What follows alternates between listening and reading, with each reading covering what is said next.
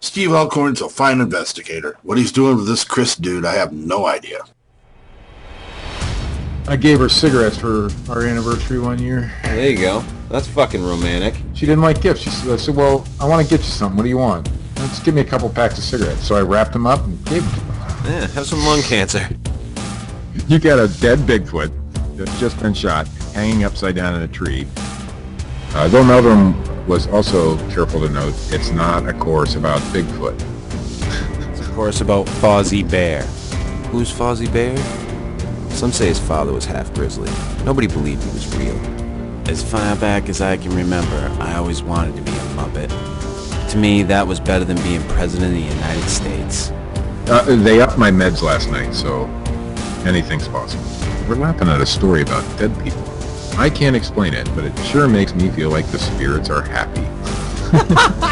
I mean, I guess you could say it might have been somebody's hand moving real quick, but it's not a fucking ghost. The jury's still out on that. See, your hoaxes come at you with smiles. They come as your friends. Pope Francis says doggy heaven is real, so your dog has a soul. Ah, so now the dogs can hang out with the pedophiles. Not Benedict, Francis, Pope Francis. No, I'm just guilt by association, Steve.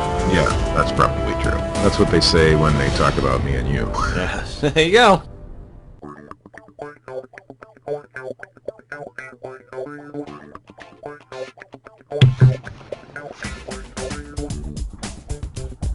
And yes, that sound was Steve coming back in on his new microphone that makes a fucking noise when he hits the goddamn button.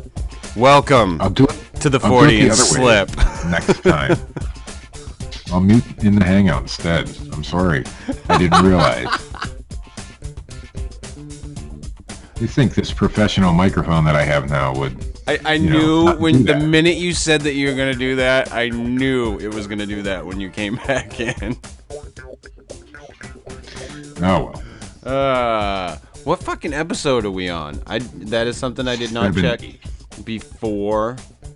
Is it Remember 70? Last episode was 16? Yes. I made a big to-do about that.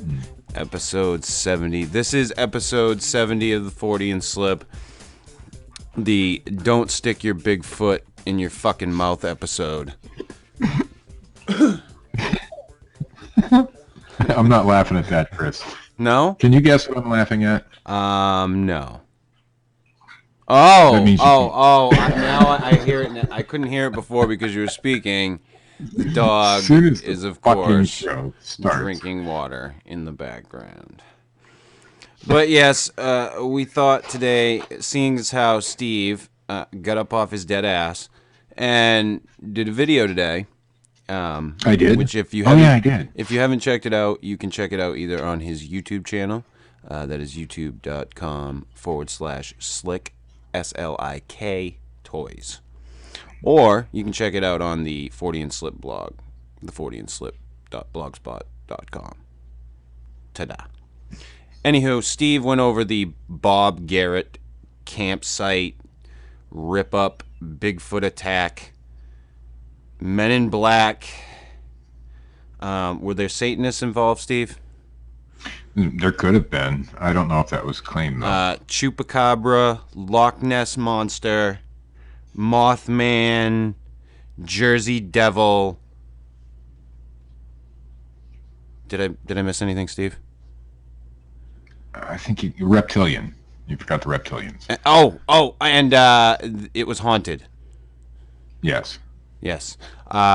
Steve went over this and gave his take on it, and I thought that maybe as a show, since we did the rundown there that we found about the Sasquatch Chronicles, that whole thing. Right, and this is connected to that. So I'm going to kind of throw it to you, Steve, because you looked over the information a little more than I did. Well, and like I say in my YouTube video from earlier today, I kind of stayed out of this because I hadn't seen the videos. A lot of people had. So I wanted to take a look at the videos before I ever had an opinion on what really happened in this alleged torn-up campsite. So sometime in 2014, I guess Bob Garrett and Travis, I think his last name is Garrett too. I think they're both Garretts. You know, they're out Bigfooting like they always do and come across a campsite and looked like something had happened there. Apparently, you know, it was torn up some. And so, of course, you know, what Bigfoot researchers tend to do is automatically jump to the conclusion that Bigfoot did it. And, of course, I looked at it today, and there's absolutely no evidence of that at all in my mind. I mean, you looked at what I had to say today, Chris, and I'm sure you came to the same conclusion. Yeah, I find that your description of what you think went down was very apt. Well, if you take a look at the video, and it's on, the full video is on Bigfoot I can't speak. Bigfootanarchy.blogspot.com, which I believe is Randy Filipovic's blog.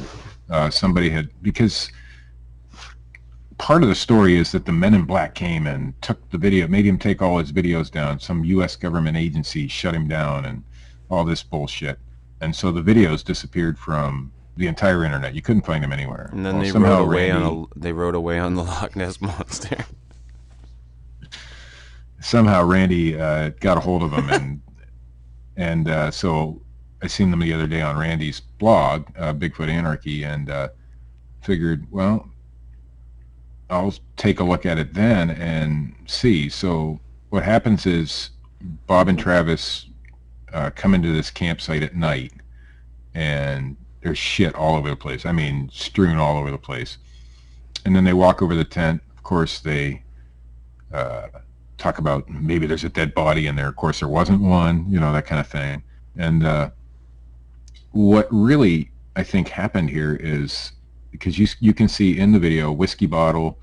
Bob even says there's a whiskey bottle there. You can see beer cans and stuff like that. Although one of the cans, I will take issue with you, because of one of the cans that you said looked like a beer bottle, a beer can. Yeah, it could have been a Red Bull can. Yeah, I wasn't positive on that, but there is definitely a whiskey bottle in that video. And so what I think really happened here, and I can't come to any other conclusion, is that these guys, whoever was camping there, the campfire was within feet. And I mean, I said 5 feet in my video, probably even closer. I would say 2 to 3 feet, maybe, from the tent. Well, that spells disaster for anybody who knows anything about camping. And early in the video, you can see... I built my fire, Steve, inside the tent. I'll tell you a little story. When we were younger, I used to camp a lot. And we had those big, giant canvas tents, you know, the old style that weighed about 50 pounds with the big, heavy-duty poles and everything. And we actually, stupidly, and I don't know one of the adults' ideas, took a kerosene heater in the wintertime and put them inside the fucking tents. Talk about ridiculously stupid. But that's what we did, you know. And those things weren't fire resistant like the tents of today. And if you look at this video, you can see it's melted and not burned up. It's because that's what the tents are designed to do. They're designed to melt, not catch fire. Right. So in the beginning of the video, you can see clearly that the tent had caught fire. What other assessment are you going to have of something like that? They built the fire too close to the tent. They were drunk because there's a whiskey bottle, and even Bob says there's a whiskey bottle there, and it's empty. It's Bigfoot, Steve. It's always Bigfoot. And there's barefoot tracks, but they're definitely human-sized tracks. And even Bob says in the video, it looks like they might have run out of the tent with their bare feet. So he's not even claiming that the tracks he found there were Bigfoot tracks. They're just barefoot tracks. So no, those are Bigfoot tracks, Steve. Well, maybe in retrospect. And that's why I only did the night, because they had gone back the next morning to, you know, shoot some video of the campsite again. And the reason I only analyzed the night video is because that's their first thoughts. This is what they're thinking when they come upon the thing, not after they've had a night to sleep on it and come up with whatever theories they wanted to come up with. Although the first theory that they came up with was Bigfoot. I don't know how you jump from a burned up tent to Bigfoot, but that's what they did. I always make that leap, Steve. I go out in my front yard. I see a pile of shit, and I say Bigfoot. Steve, I live in the woods. It's got to be Bigfoot. Yeah. I don't live in the woods, but it's still Bigfoot. Broken tree in the backyard, Steve. Bigfoot. Bigfoot. It's always Bigfoot. Well, I think it's wishful thinking, to be honest. I don't know. It's indicative of what fucking goes on all the goddamn time. Right. People want to sensationalize everything about what they do in the woods for either A, hits, or B, to just make it sensational. I don't know Bob Garrett personally. I've never talked to the man. I do know people who have researched with him and have issues with some of those people, Lupe Mendoza, but I don't, like I said, I don't know Bob Garrett personally, and I don't know what kind of guy he is. I don't know if he's the type, just to go out there and make up evidence, or he really believes this is what's going on. There was a lot of deadfall in the area, and he had said in the video that he had been there a couple days before, and the deadfall wasn't there. But if you look at the video, you can tell it's all muddy, and there had been a storm that came through. So my guess would not immediately be, okay, Bigfoot knocked all these dead trees down. It's either one of two things. A storm knocked them down, or these drunk idiots knocked them down. Thunderbird, Steve. You forgot Thunderbirds at the beginning. Thunderbird. They flapped their wings, and all the air made the trees fall down. See, what it is these people don't have the active imaginations that we do, because I'd take it to the extreme. Like, everything would have been there. John Teeter would have popped in. It always goes back to John Teeter, doesn't it? Here's the thing. You could make up a story like that, Chris, and somebody's going to buy it. That's the problem, and that's the problem. We're doing it all wrong, Steve. Here. We need to just make shit up. I'm not so good at that. We need to be the Onion of Fortean news. Oh, there's already there's a Bigfoot Onion. I won't mention the name of the blog, but might as well be, right? So anyway, a whole year goes by after this video is shot, approximately a year, and then some guy named Ian Weston posts on Facebook that, I'll just read the quote. It says, "Bad news for the Bigfoot world today. Researcher, friend, and cryptid member Bob Garrett has been forced by a U.S. government agency to take a step back from sharing on any media any findings he has on Sasquatch. In the past, Bob put out some great vids, excellent radio show, and I, for one, think one of the best out there. A U.S. agency has shut down Bob's Facebook page, his YouTube account, and his radio site. Makes you wonder, really?" Now, did they go so far as to actually say Men in Black? No. Well, the original quote from this Ian Weston guy, and that's the only actual evidence that, besides the videos and the YouTube channel getting shut down and all that, that there's really no evidence that a government agency had anything to do with it. And I have been talking to some people about that particular angle of this thing, and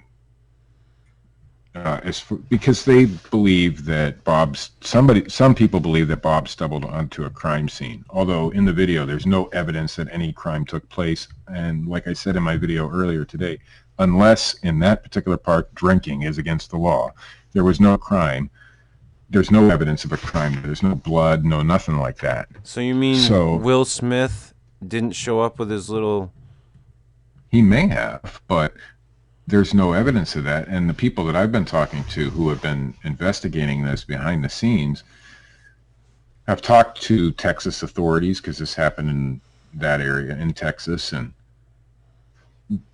if something like this had gone on, if there was, let's say, a crime scene there, they would know about it. And unless something really super weird or strange happened there, like maybe a drug thing or a Bigfoot attack and the government doesn't want us to know, then he didn't get shut down. And I don't know where that claim originated, except with this Ian Weston guy, who I don't personally know. In fact, that's the only time I've ever actually heard of him. So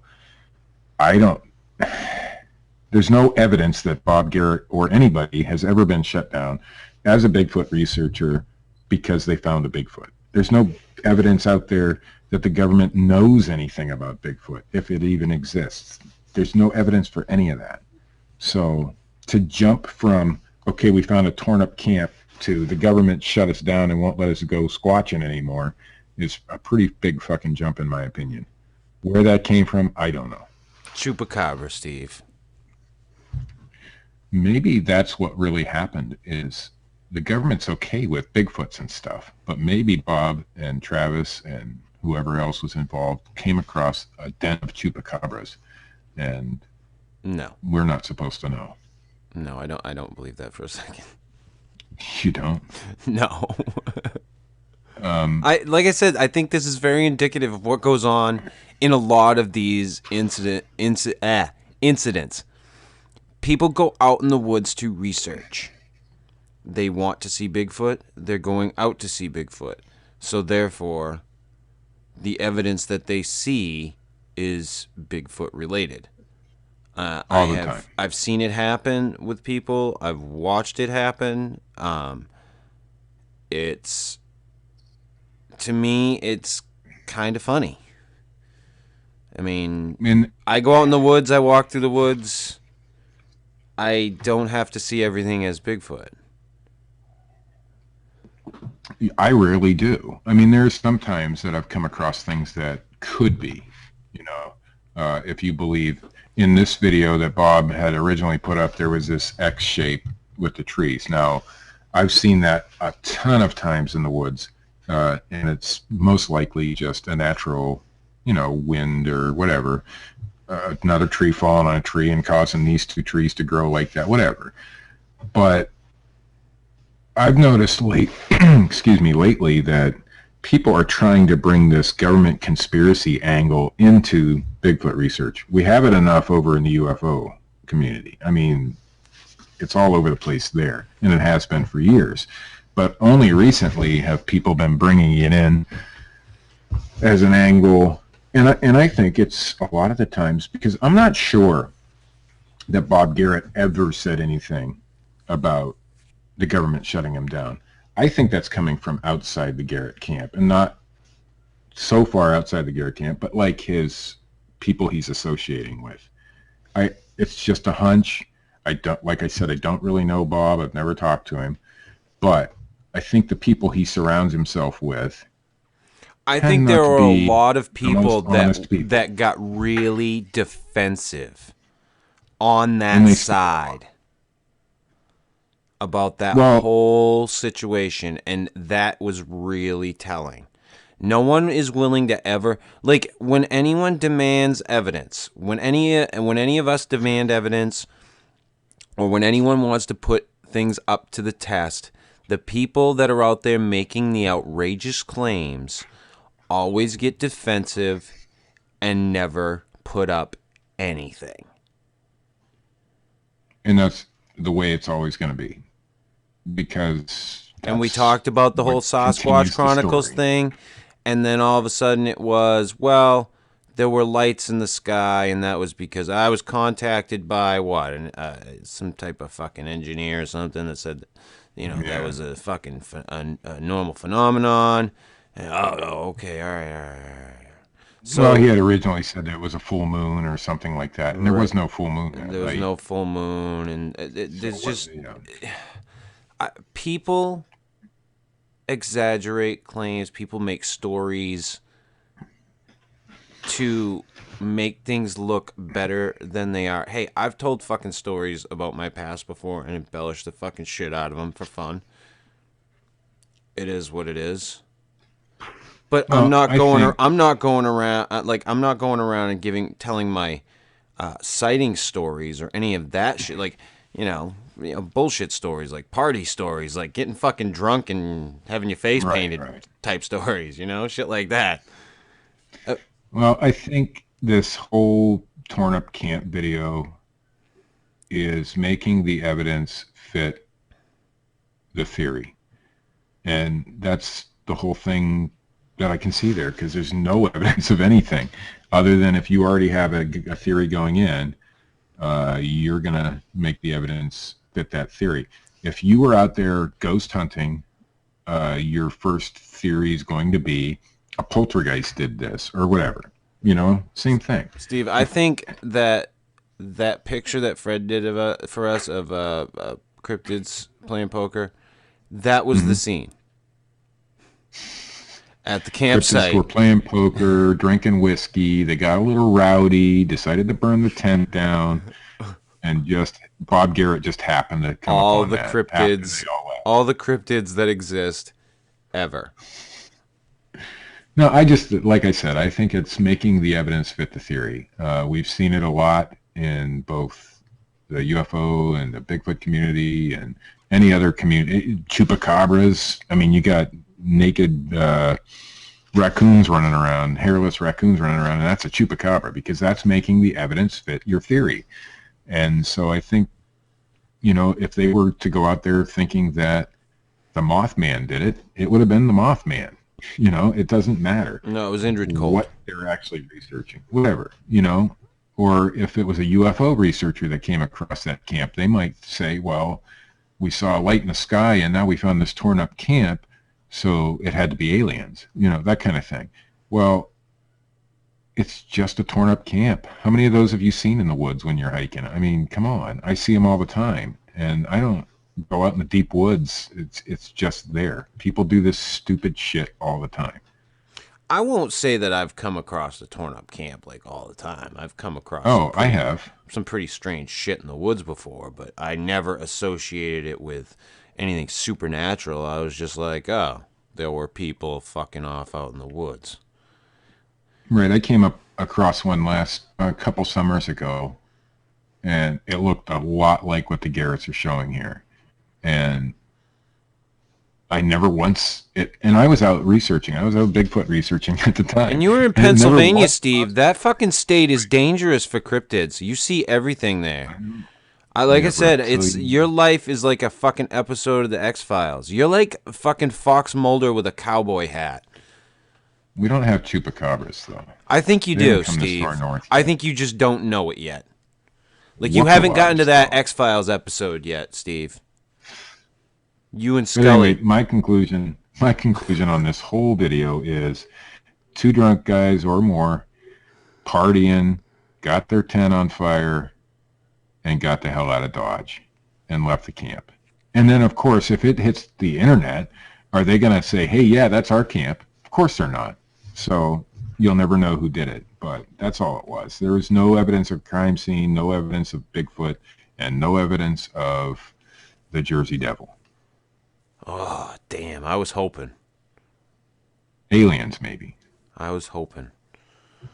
I'm really hopeful, Steve. I want to believe.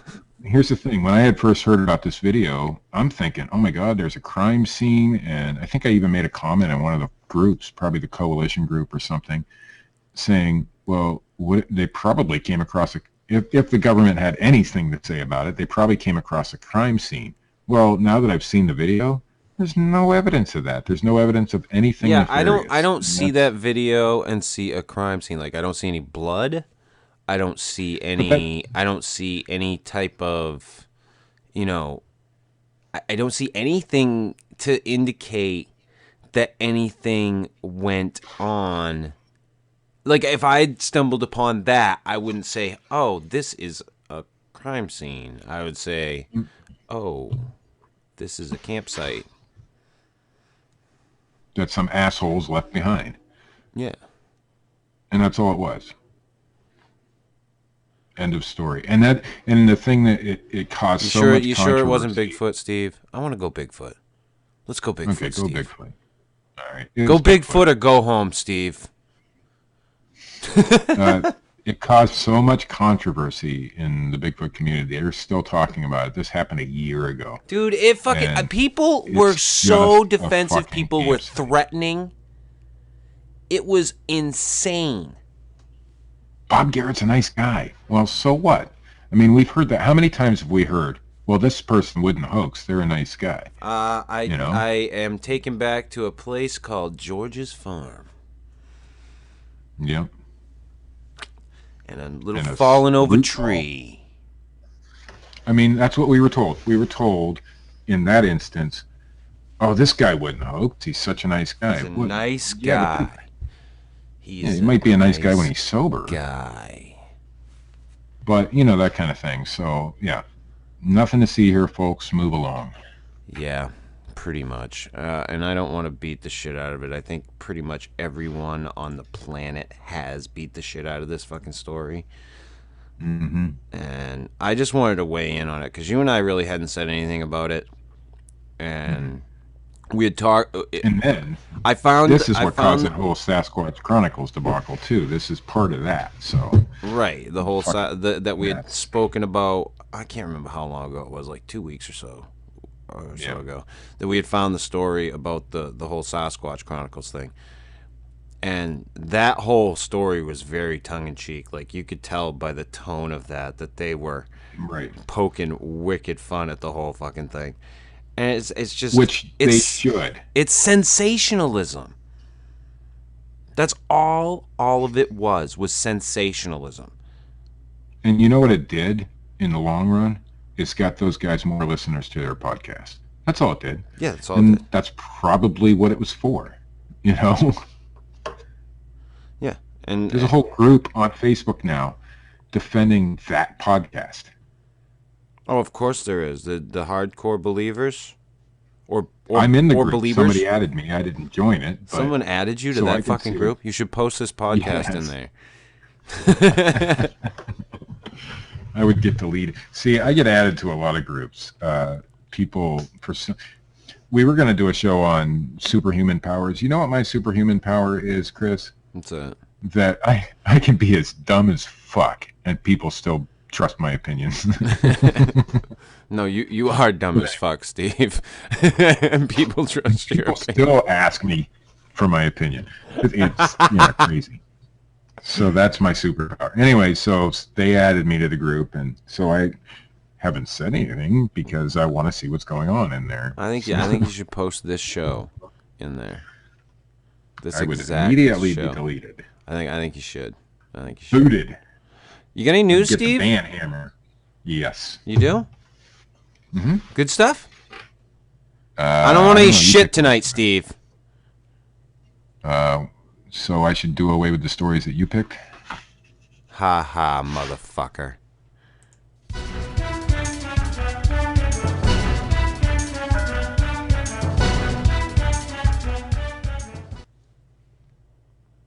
Okay, and our first story from the SyracuseNewTimes.com. It was early October 2014 in Mexico, New York. There's a Mexico, New York? I did not know. Thomas was getting ready to watch the 11 o'clock news before heading out to bed. Suddenly, the apartment he lives in began to shake with a rumbling sound. The sound was familiar to him. It was the sound of a military helicopter. He says, I walked out my back door. There was a very low-flying military Black Hawk helicopter chasing 3 low and glowing flying objects that made no sound. Thomas knew that as this Black Hawk had no other reason to be in the area and was apparently not searching or looking for anything or anyone, I don't know how he knew that, but he knew it, Chris. He knew, Steve, like you knew that it was a Thunderbird. That's right. No, I didn't say that. I said I heard it. And it might have been. The military craft flying low and was clearly chasing the unidentified flying objects. As the bright formation of UFOs continued on their course, it was obvious to Thomas that that the Black Hawk was having a hard time keeping up with them. He says the formation of UFOs banked from the northeast to the southeast in an irregular manner that made no sense to him. They were flying at perhaps 600. They were flying at perhaps 600 to 800 feet from the ground when suddenly all the objects in front of the Black Hawk were they were gone. Thomas tells us that both him and his wife lost sleep over the sighting incident. It took me some time of thinking before listening to the fucking incident. It took me some time of took me some time of thinking before I reported this sighting. I have no doubt that there is life from other worlds that have been and are still visiting Earth. I am from a Native American tribe which has lived in New York for 7,000 years. For years I have listened to stories from many tribes in our state which tell about visits of other beings from other worlds. Thomas says he'd never seen a craft or anything that he could call a UFO until that night in October 2014. Good for him. Way to pick a current story, Chris. It's from October of 2014. Hey, it's still, good stuff. Hey. Maybe it just came out. Hey. He did say he waited. Yes? Read the fucking news. All right, from Mike.com, MIC.com. This stuff's cool here. A team of biohackers has figured out how to inject your eyeballs with night vision. Sweet. I want me some night vision. Sign me up. In People Becoming Superhuman News, a small independent research group has figured out how to give humans night vision, allowing them to see over 50 meters in the dark for a short time. Science for the Masses, a group of biohackers based a couple of hours north of Los Angeles in Tehachapi, is that how you say it? Tehachapi, California? I don't fucking know. Theorized, yeah, me either. They could enhance healthy eyesight enough that would induce night vision. To do this, the group used a kind of chlorophyll analog called chlorin E6 or CE6, which is found in some deep sea fish and is used as an occasional method to treat night blindness. Going off that research, we thought this would be something to move ahead with, the lab's medical officer Jeffrey Tibbetts told Mike. There are a fair amount of papers talking about having it injected in models like rats, and it's been used intravenously since the 60s as a treatment for different cancers. After doing the research, you have to take the next step. To do so, the team biochem researcher, Gabriel Lucina, became a guinea pig. How it happened. Fucking right. What's basic? Hey, I think I'd do it. Fish eyeball stuff into my eyes? Sure, why not? With what's basically a really fine turkey baster, Tibbet slowly dripped 50 microliters of CE6 and its extremely low dose into Lucina's speculum-stretched eyes, aiming for the conjunctival sac. I'm sure I said that correctly, which carried the chemical to the retina. To me, it was a quick greenish-black blur across my vision, and then it dissolved into my eyes, she said. And then they waited. From the patient, they read. I often try to miss the eyes, Steve. Yeah. When injecting with a turkey baster. It's a different kind of turkey baster, Steve. Yeah, well, I know that. I got it. Trust me.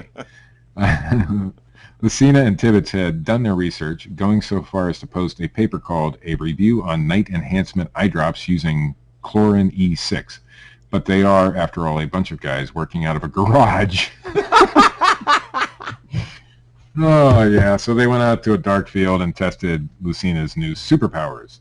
It did work. It started with shapes, hung about 10 meters away.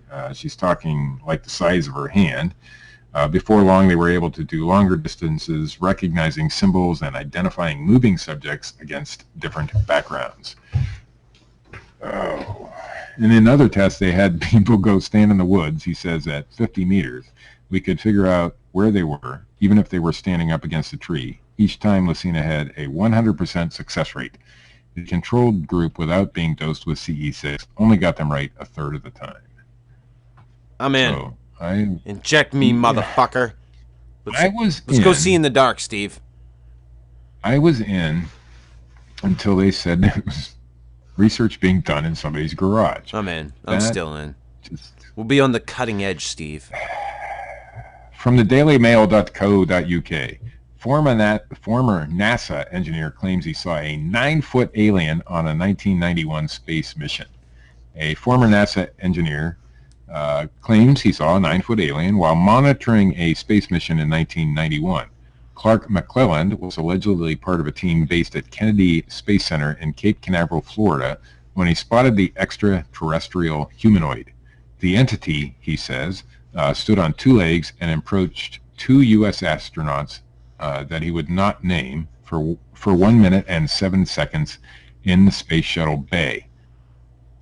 His story has been hailed by supporters as the most conclusive evidence that intelligent life exists in space.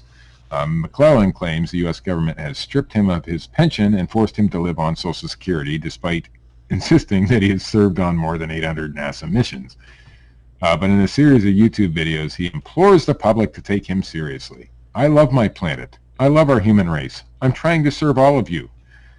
If only you will... To the 9-foot aliens.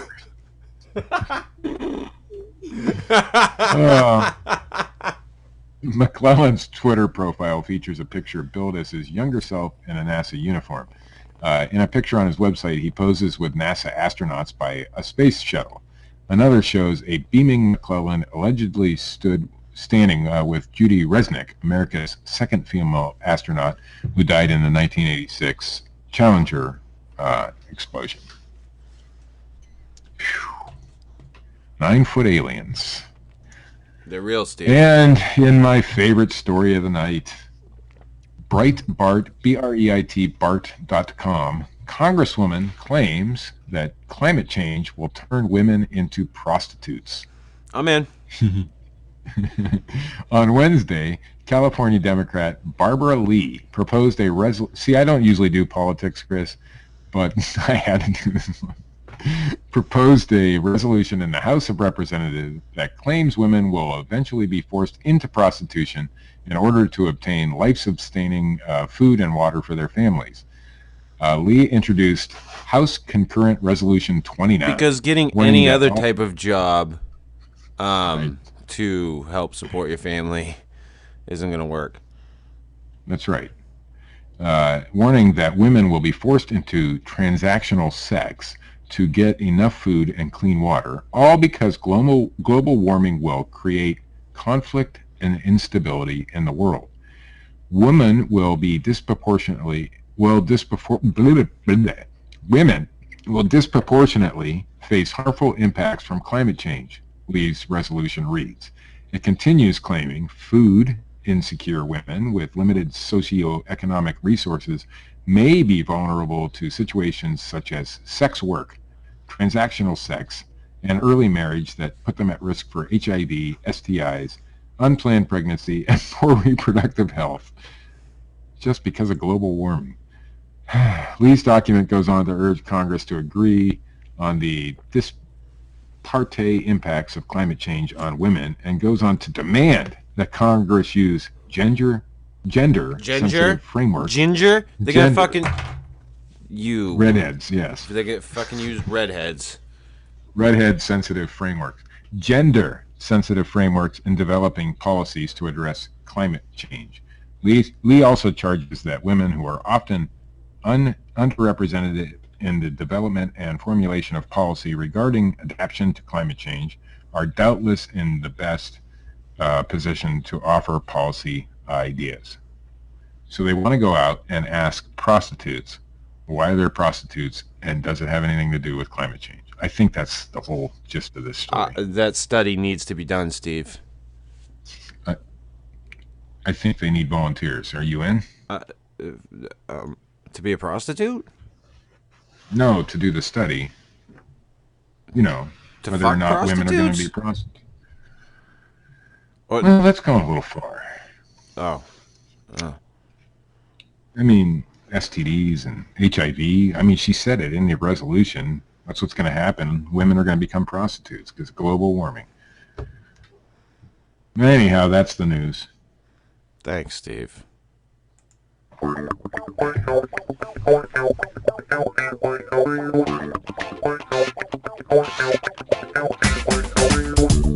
This has been Fortean Slip, episode 70. If you like this shit, hit the like button. If you don't, little thumbs down button. You can leave a comment. Good, bad, ugly. If you do, you have to leave it in a Clint Eastwood style voice in text. That's how I would prefer it. Hey, people can do anything on the internet. It's amazing, Steve. So, understood. Subscribe, share this shit around. We appreciate that. It gives Steve a wicked boner, and he's having some problems in that area. How did you know? Well, you know, I'm like Kreskin.